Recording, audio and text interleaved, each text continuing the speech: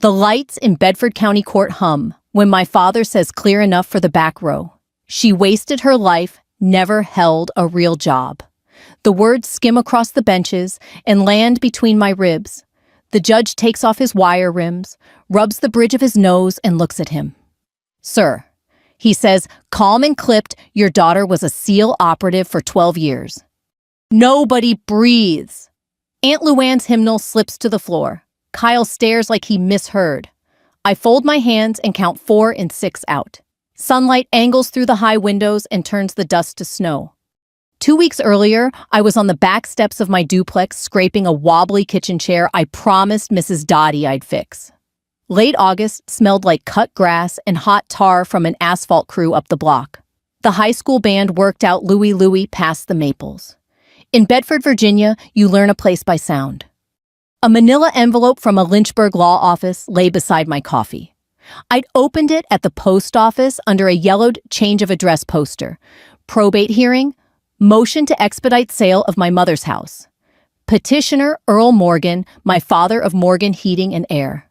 He wanted to sell the place. Mom and I kept going the peonies in May, the hymnals on the piano on the ground that I never contributed. I ran the scraper until a strip of paint lifted like sunburn. The chair legs were sturdy. I slid the envelope into the middle slot of my metal sorter gas bill coupon circulars. Return addresses that never say where they're from. The freight train rolled through and shook the window. I like that sound. Something is moving. Saturday, I hauled pound cakes from Aunt Luann's Buick to the church table at the farmer's market. Smile, Rebecca, she said, old habit. Folks asked the polite questions. What are you up to these days? Still doing odd jobs, I kept it soft. Here and there, no sense lighting a match. Dad slid his van into a spot like a drawer slammed shut. Kyle's closing on a condo in Roanoke, he announced. Real work, real money. He clapped my shoulder. You thinking about something steady yet? Morning to you too, Earl, Aunt Luann said, smoothing the air. I stacked cakes and looked at the courthouse steps. I know where the security line starts and when the clerk takes lunch. Some knowledge isn't in brochures. Janine called while I rinsed paintbrushes. Saw the motion, she said.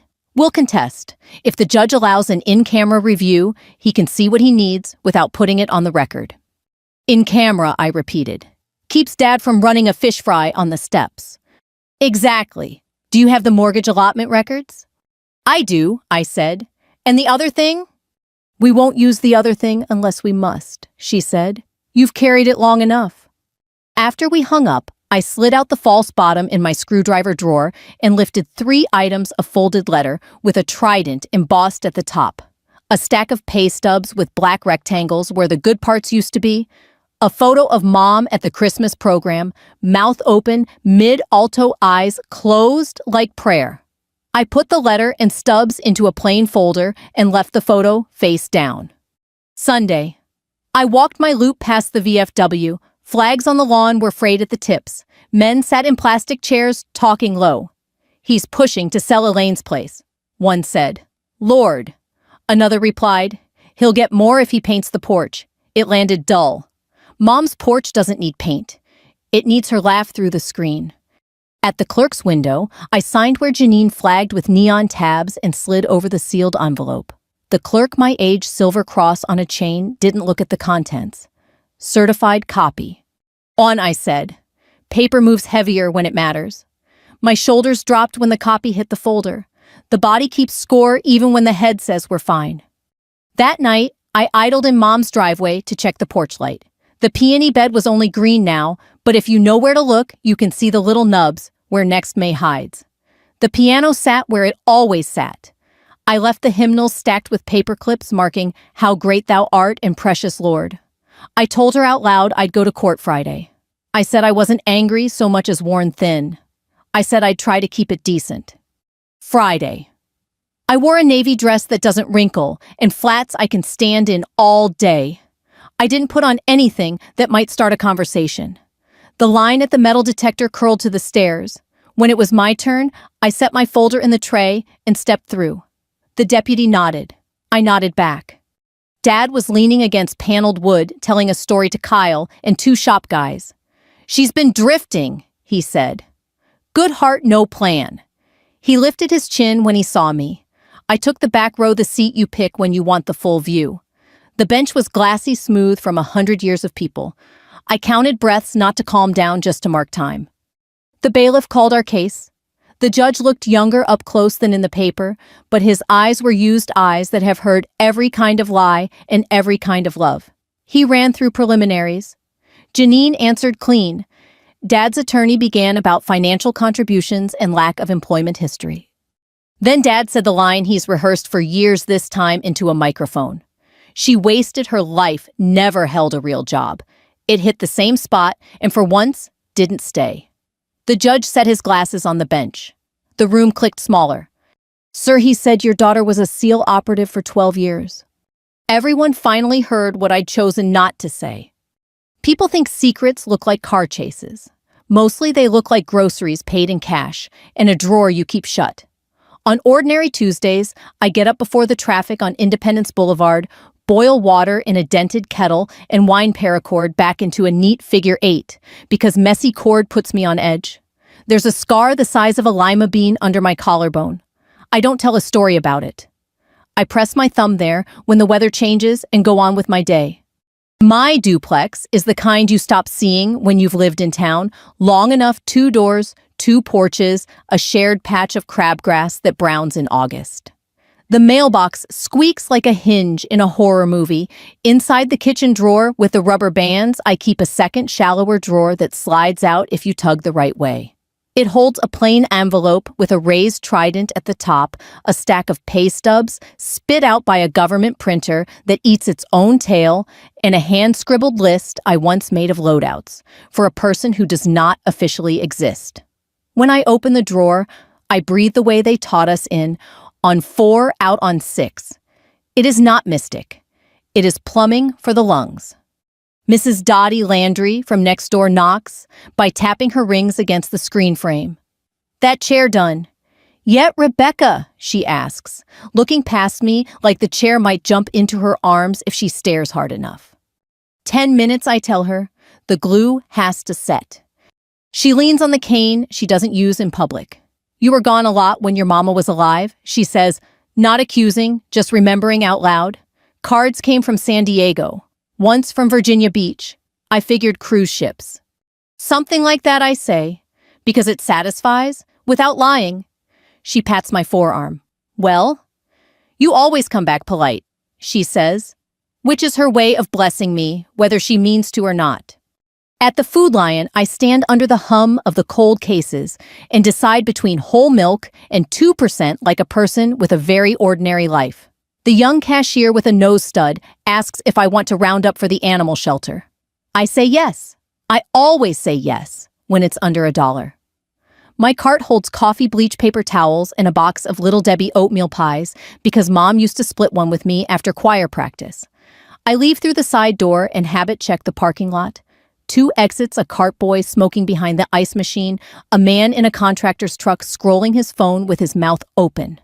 The habits don't switch off just because the job does.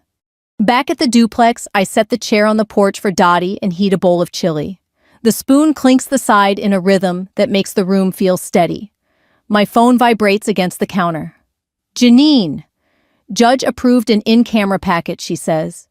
He'll review the verification privately before the hearing. It keeps it clean. What language is he going to see? I ask. She reads careful. Assigned to Naval Special Warfare. In an operational capacity, multiple periods, commendations, withheld records, sealed pursuant to statute. It's not spicy, Beck, but it's enough. The word operative never lives on the paper, I say. Judges translate for the room, Janine says. He'll say what people can hear. There's a kindness in that, even if it's blunt as a hammer. After we hang up, I run a load of laundry and set the timer on the dryer. I don't like clothes sitting limp in there, taking the shape of the drum. While the dryer thumps, I go through the checklist in my head the way a mechanic listens to an engine. Boxes tick, doors latch. The back fence line is where it should be. The porch light works on its first click. I can watch myself from the ceiling of my own house, and it doesn't scare me. There were years when my feet learned streets by their taste of salt and jet fuel. A room in Imperial Beach where the towel smelled like bleach and the air conditioner rumbled like a transport plane. A strip motel between Dam Neck and Little Creek, where the night clerk kept hard candies in a plastic bowl and called everybody Bud. Dawn PT that I didn't lead, but didn't lag either, with the kind of men who switch off their grins like light bulbs. My name didn't pass muster for the record books. That was fine. I was there to fit into edges. I learned the curl of rope and the patience of water. I learned what to say to a man who thinks he owns the room less than he expects. People ask if I was afraid. You are, and then you're busy. Afraid doesn't butter the toast or get you through a locked door. You listen to tires on gravel. You file the sound of a latch in your pocket. You carry a hotel phone book because a drop under the hinge will tell you if someone cracked your door while you were sleeping. It's a scavenger hunt, not a movie. The one time I told Mom anything straight, it was 2 a.m. at our kitchen table. She had taken off her choir shoes and tucked her feet up ladylike still, and the bread machine beeped from the counter. I said, if people knew what I did, they could use it to find you. She reached across, thumb gentle on my wrist where the watch tan used to be. Then I don't need to know, she said, and I won't ask your father to either. She meant it, not out of fear, out of order. She believed in letting work be work and home be home and not making a show out of either. Dad loves to make a show. He tells stories with the volume set to diner. He loves big nouns, real work, real money, real man. A secret would last inside him about as long as a quarter on a bar. It's not malice, it's physics. He was built to fill space and to be heard across it. Keeping him outside my circle wasn't punishment. It was a safety protocol that also kept him from being somebody's soft target. I could let him underestimate me if it meant nobody put a bead on him. There were men like Cal Whitaker at the VFW Old School, a nod where other folks would throw a parade. Once after a Memorial Day program, he looked at me over the punch bowl and said, "You stand like you're waiting for a second shot." He didn't ask another thing. Some people see and leave it alone. That was a kindness too. Romance people like to ask about that without using the word. There was a lined cook in Oceanside who made the best salsa I ever tasted and wanted to talk about Colorado. There was a school resource officer in Chesapeake who liked my quiet and thought it meant I needed saving. I broke both off with the same sentence, "I'm not in a good place for company." It sounds distant, but it's truer than a softer lie. I don't feel sorry about it. Not everybody needs to be walked home. If you're looking for action, here is some. I rotate my tires on the schedule. I can change a serpentine belt with a borrowed socket set. I keep quarters in an old medicine bottle for parking meters and laundromats, and a roll of crisp ones for tips. I file tax receipts in monthly envelopes and write thank you notes in pen. None of that is hero work. It's how you live through storms no one will ever see. When Janine first said the words, mortgage allotment, I thought of the dull rhythm of those transfers, month after month, going out under one name and arriving under another like a fairy nobody notices. Mom's house was not grand. 2 bedrooms, pine floors that squeaked when you turned toward the pantry. But it sheltered more than our things. It sheltered the story we were not going to write down. My contributions went out the way they were supposed to, quiet, on time, without complaint. If Dad didn't recognize them as real, that was a failure of his imagination, not of the bank. I promised Mom I wouldn't run my life like a grievance. She said, "You can stand up without shouting." The first time I practiced that was at a base clinic when a clerk lost a file and tried to turn me into a problem. I put my elbows on the counter, kept my voice level, and said, "We'll wait together while you find it." He did. It changed my posture forever. 2 nights before the hearing, I took out the Trident letter and read the language Janine quoted. It was bare as a broom closet and twice as clean. I tucked it back. I made coffee and watched the steam slip past the lamp. In this town, people think proof looks like a uniform. Sometimes proof is a manila folder you don't wave in anyone's face. Sometimes proof is showing up on time and letting the right person read the right line once and then closing the file. On the morning of court, I swept my porch because a swept porch makes a person hard to dismiss. I put the repaired chair by Dottie's door, tied off with a strip of muslin. I locked my door, checked it once more, and went to stand where the floor hums and the flags don't move even when the air does. I was not brave that day. I was prepared. Those are cousins, but they're not the same. Janine's office sits above a State Farm agency and a screen print shop that smells like hot plastic and old lint. The stairwell is narrow enough that you have to turn your shoulder to pass anyone coming down. Her door is painted a sensible gray and sticks a little, if you don't lift, when you pull. Inside, 2 file cabinets, a fake ficus diplomas in frames that don't match a coffee maker older than my car, and one of those glass bowls full of peppermints that taste like the bottom of a church purse. It is not fancy. It is orderly, and I trust orderly. She had the motion packet spread out like a child's fan on the desk. Neon tabs like tiny flags, each one with a number. Okay, she said, tapping each in turn. 1 house title history. 2 your mother's will. 3 mortgage statements. 4 proof of your allotments. 5 requests for in-camera review with the sealed verification. 6, I asked. 6 is the scholarship language, she said. Draft. We'll keep it soft. She slid a single sheet across. Elaine Morgan Choir. Scholarship, a paragraph about modest awards criteria that sounded like mom showing up on Wednesday nights, helping stack chairs, lending out a hymn book when someone forgot. We're not filing it with the court, Janine said. But I want it in my pocket if he asks about your intent. Intent is a word that makes a room feel smaller. I read the line about honoring community voices and swallowed around a lump I hadn't planned to carry up these stairs. It's right, I said. She sat back, spun her legal pad, and clicked a blue pen. Earl filed a motion to expedite the sale, she said. He's arguing you're a long-term guest without financial contribution. His attorney attached a spreadsheet that would make a preacher swear. We're going to unwind it with the allotment records and your mother's notes. Notes, I said.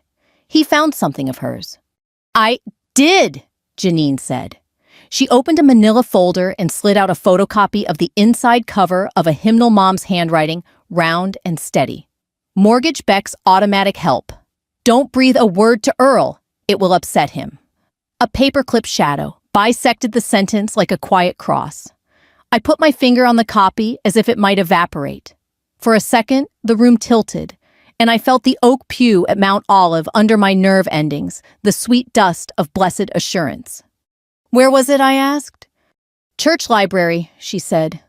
Luann told me to look. Found it in a box of duplicates when they were purging the shelf of mold. It would be like mom to leave a breadcrumb in a songbook, I said. When you sing alto, you learn to hold the middle and trust the melody will find you. She trusted paper to hold what she wouldn't say to Dad. Janine turned the page back toward herself and squared it with the desk blotter. Listen to me for a second, she said. We are not going to make a circus. We're going to make a record. That's different. The judge is the audience, not the benches. I understand, I said. I don't want a parade. Good, she said, and clicked the pen closed. Because your father likes parades. We filed the in-camera packet with the clerk. The sealed envelope had that raised trident at the top and language that read like a locked door assigned in an operational capacity.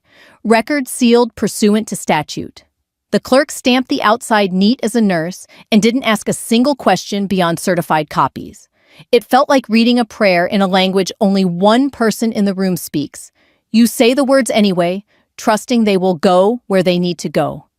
Outside the clerk's window is a corridor lined with portraits, judges in black robes, farmers turned county commissioners, a sheriff with a mustache you could hang a coat on. The seal at the end of the hall has been touched until the eagle's feathers are smooth as river stones. Janine and I sat on a wooden bench beneath a photograph of the courthouse from 1908 and went through the mortgage statements with a ruler and a yellow highlighter. ACH, transfer DFAS marching out in steady lines. Paper is just paper until you put your life in the margins. I told Janine about Dad's van, about his habit of speaking at diner volume and making real man noises when a bill is heavy in the hand. He'll grandstand, I said. He'll say I passed up steady work. He'll point at Kyle's condos like they're medals.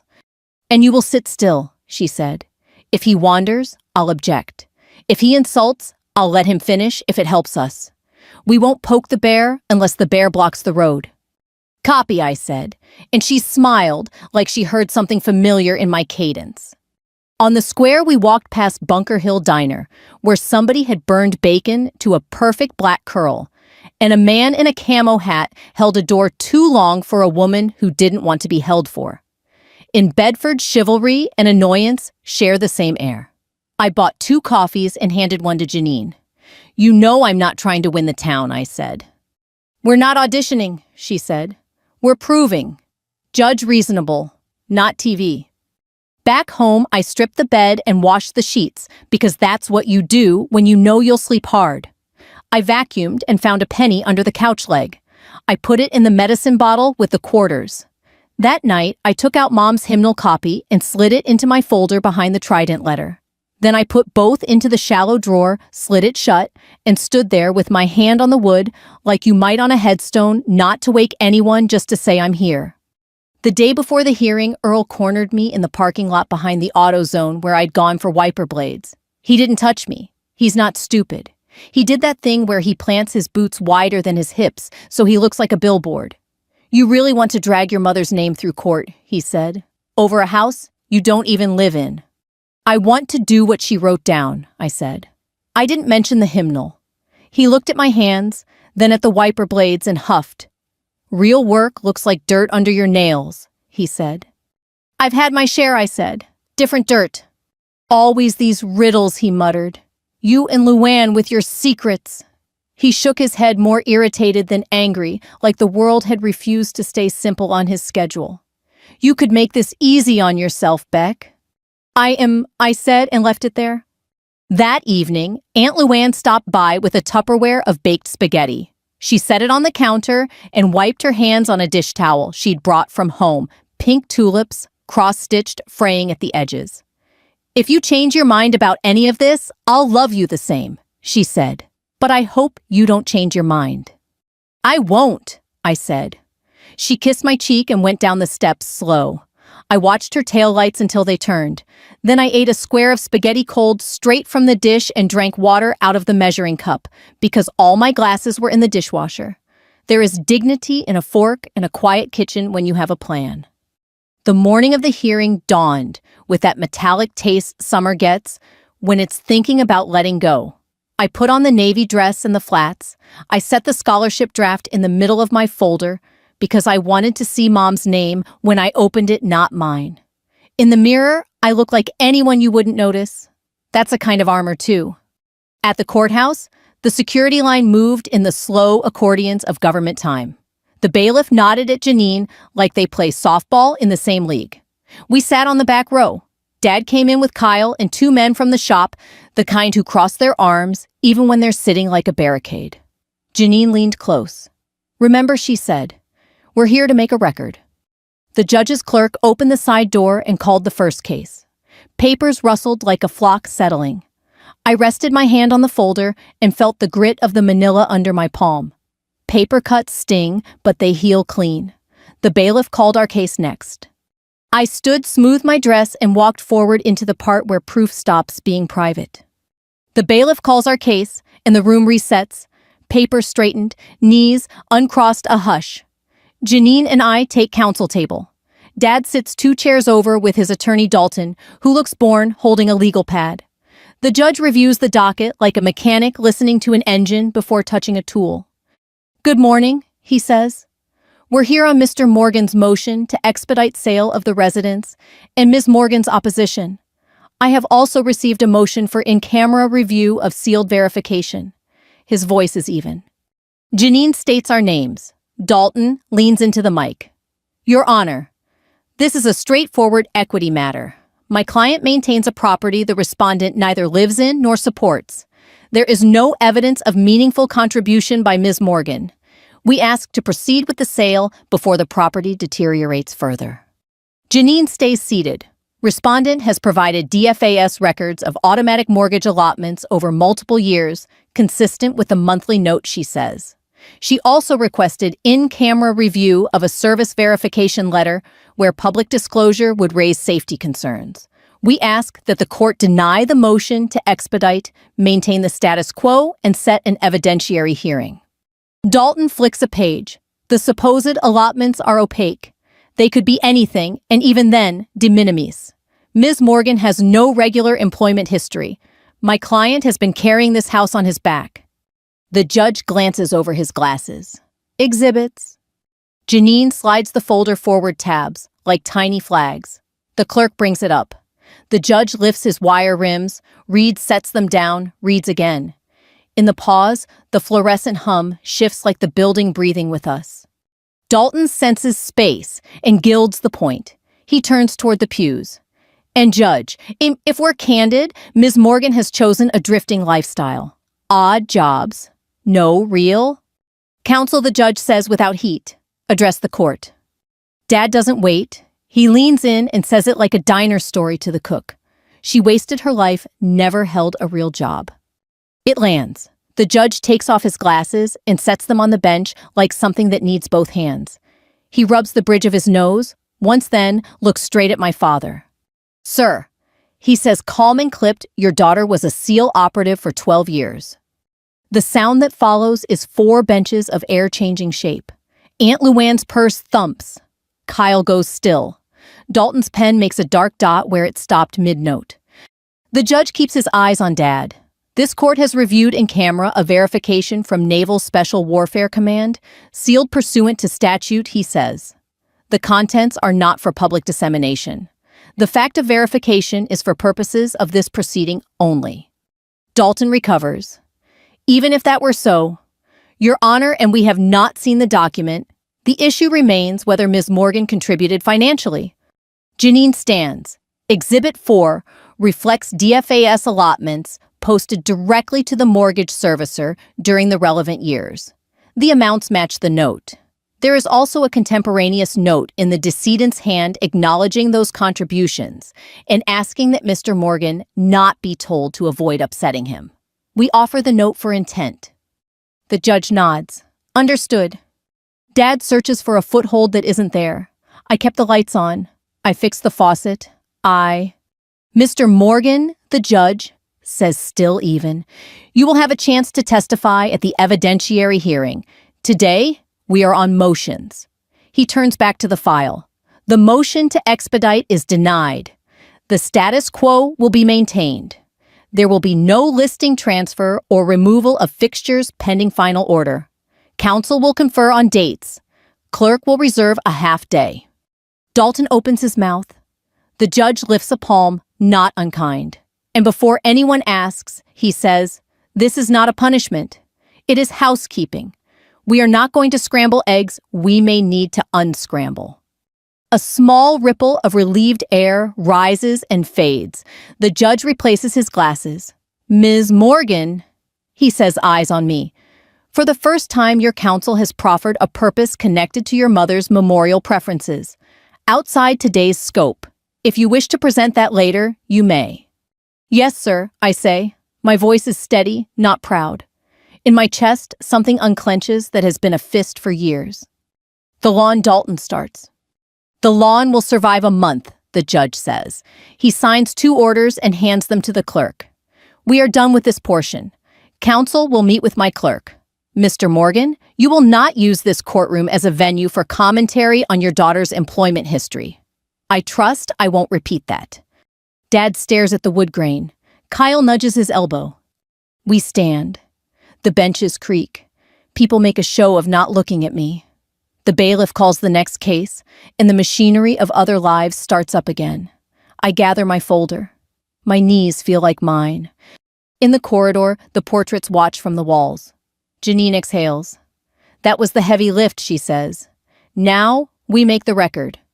How much talking do I have to do, I ask. Less than you think, she says. We'll let the paper speak and fill the gaps with 3 sentences.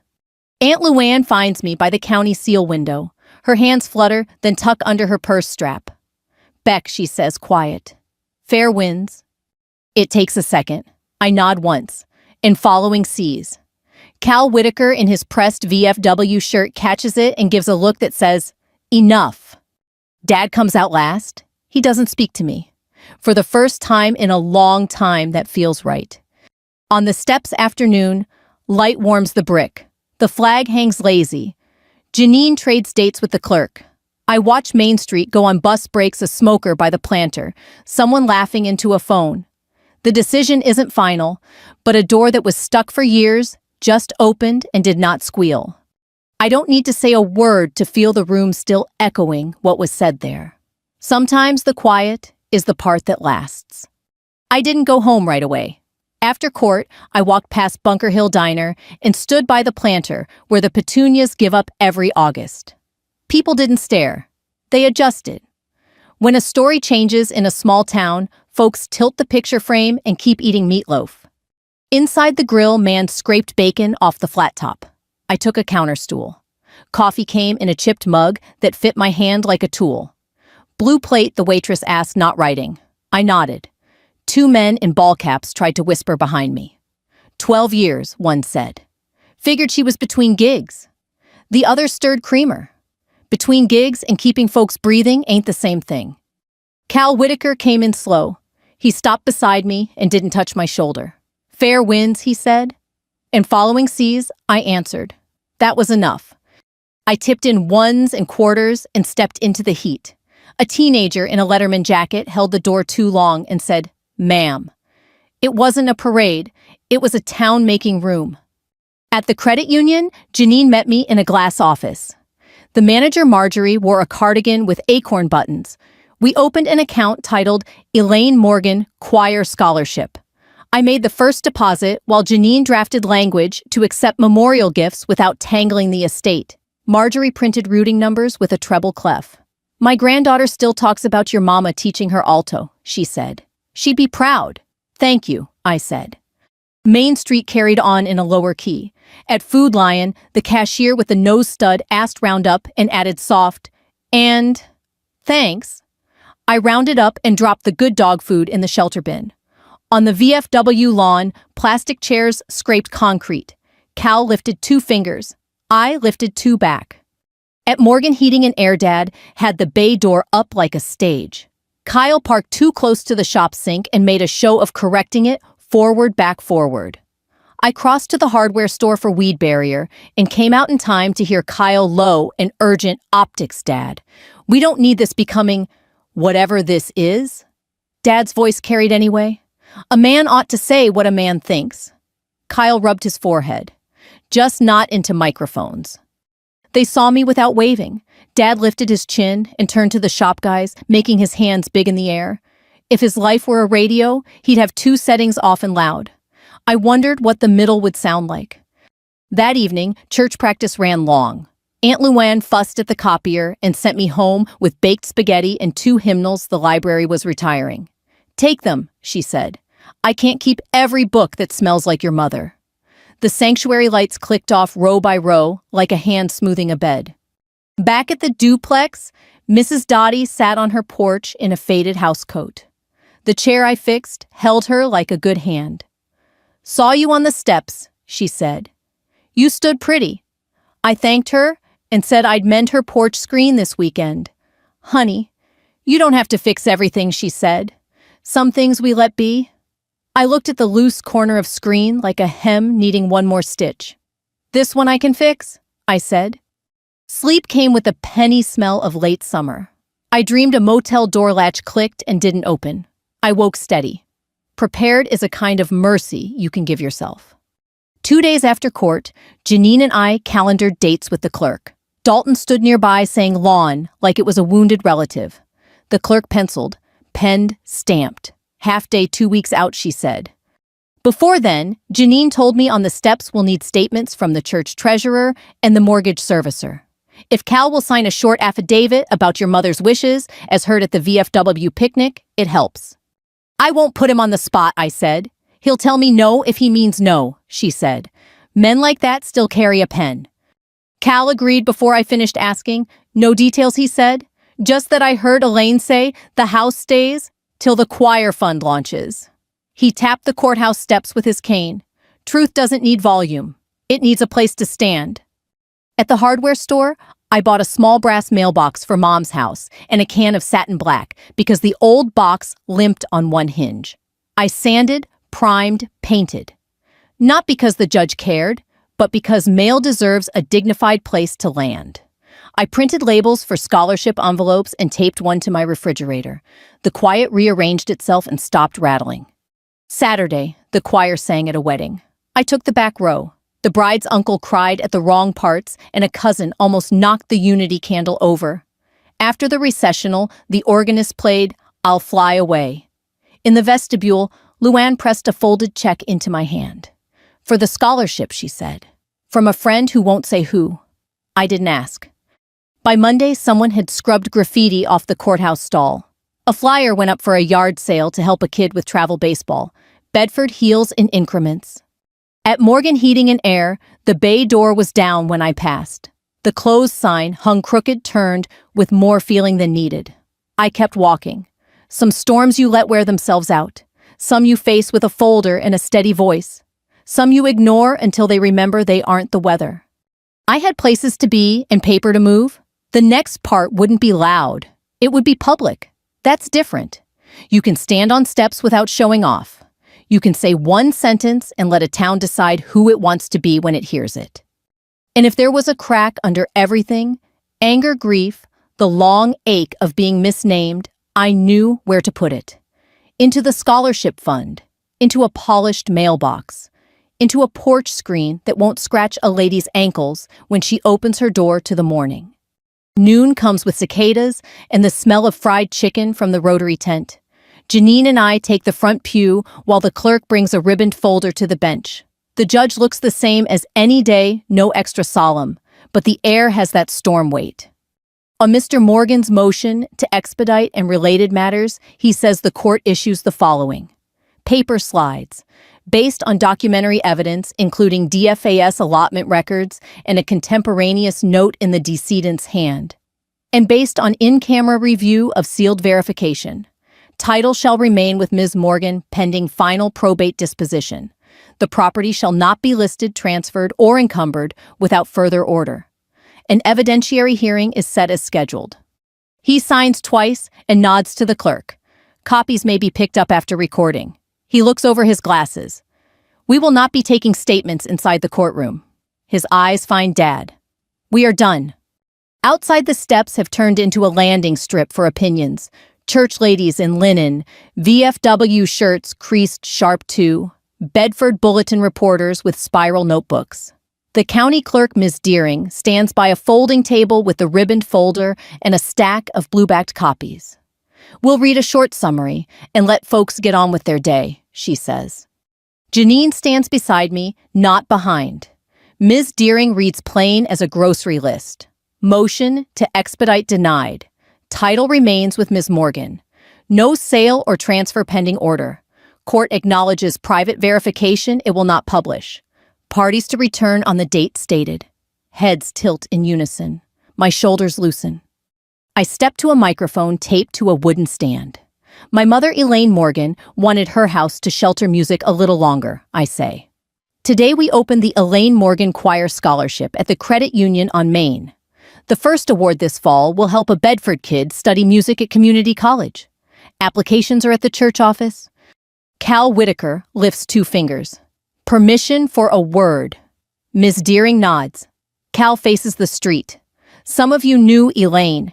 She filled the middle of a chord so other folks could sing the pretty line. That is work. He turns to me, then brings his hand to his brow. Formal salute, no flourish. On the VFW lawn, palms go crisp to foreheads. The clap that follows isn't loud. It's complete. Church ladies clap from their elbows.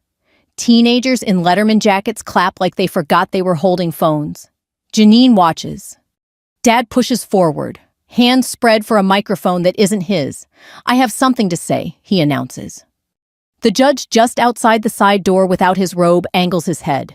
Mr. Morgan, he says, do not turn these steps into motions practice. This is not a venue for commentary. Don't put me in a position to discuss contempt.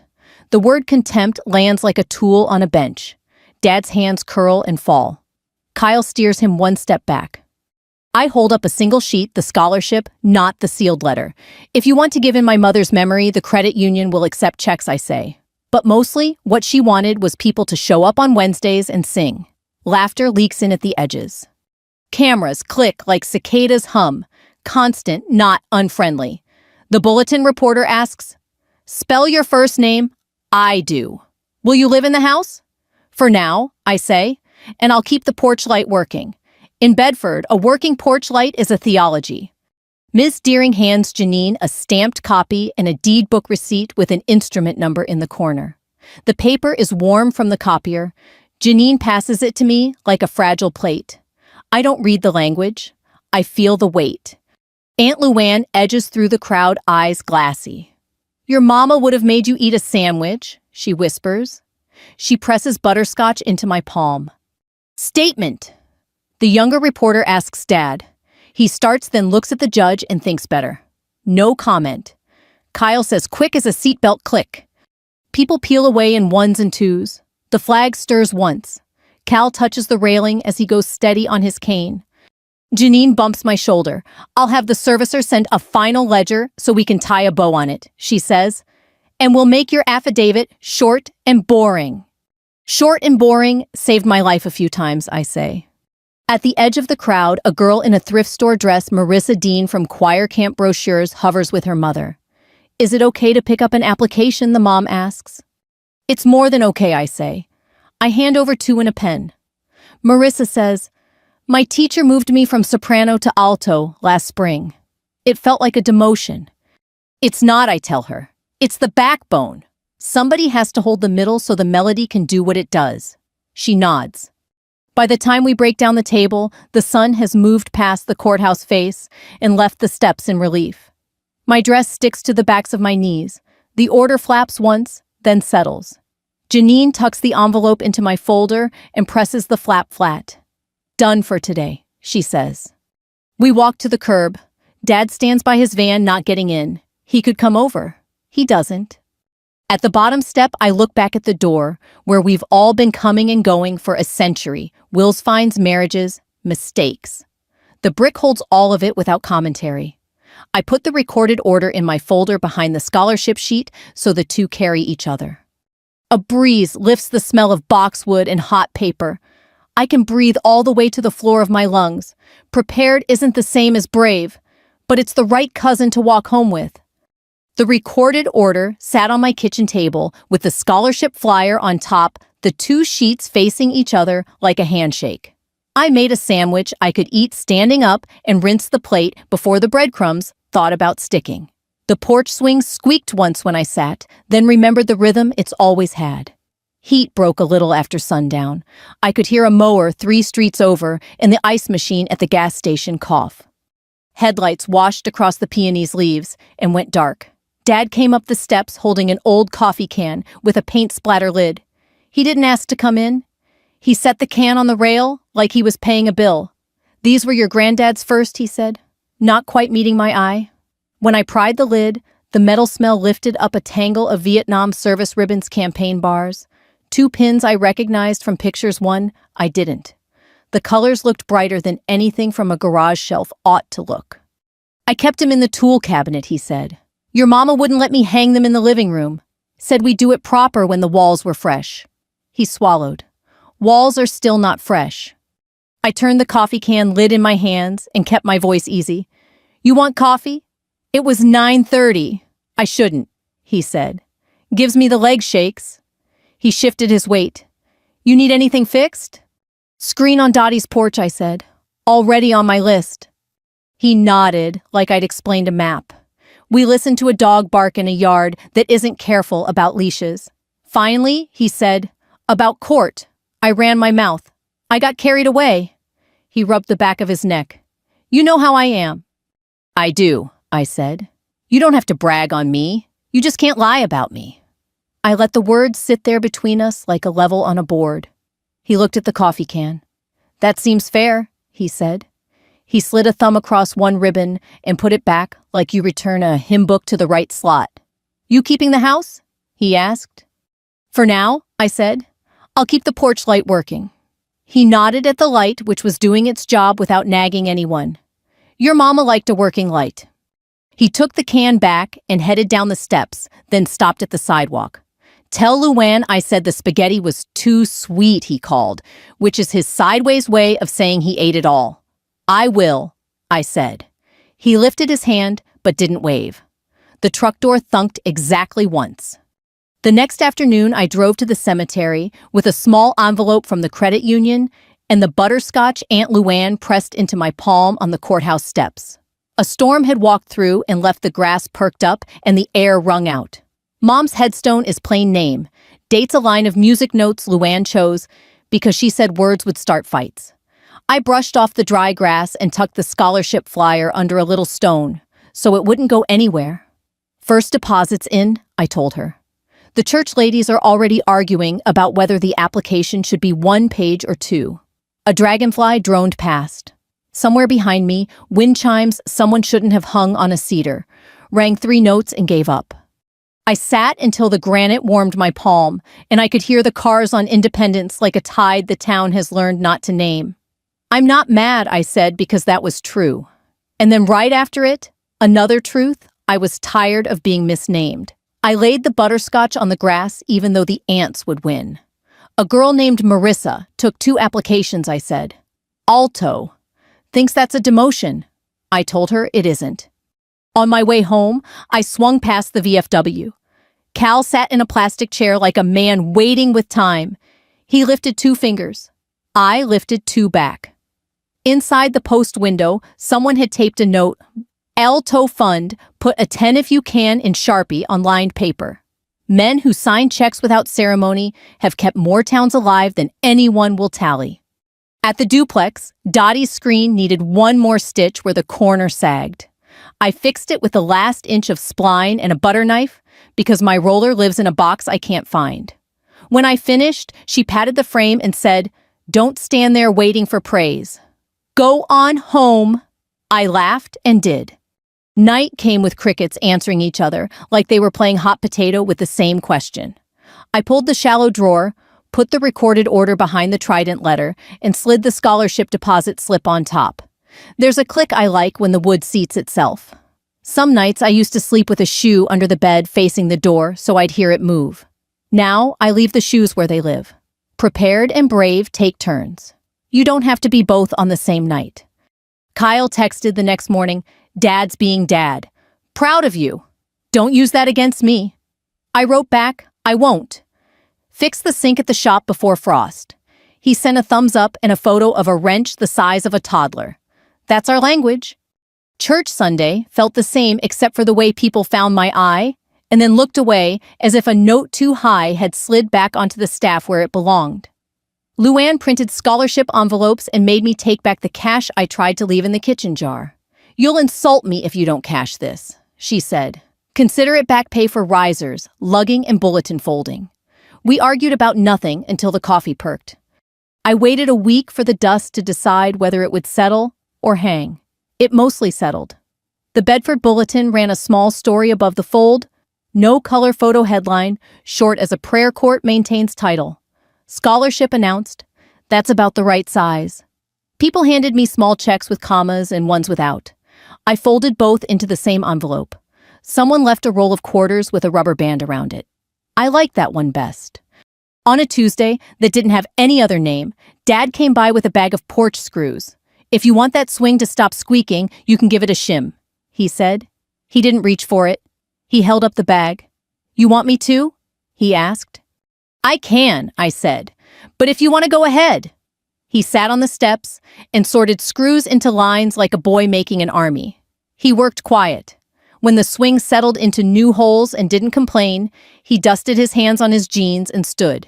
"You were gone a lot." He said, "Not a question." I said. "I don't need details," he said. "I understand details get people hurt." He looked at the porch light without seeing it. "I won't say that thing again," he added. He didn't say which thing. He didn't have to. "Thanks," I said. "Boundaries simple. No lying about me." He nodded once like a man signing a receipt he read twice.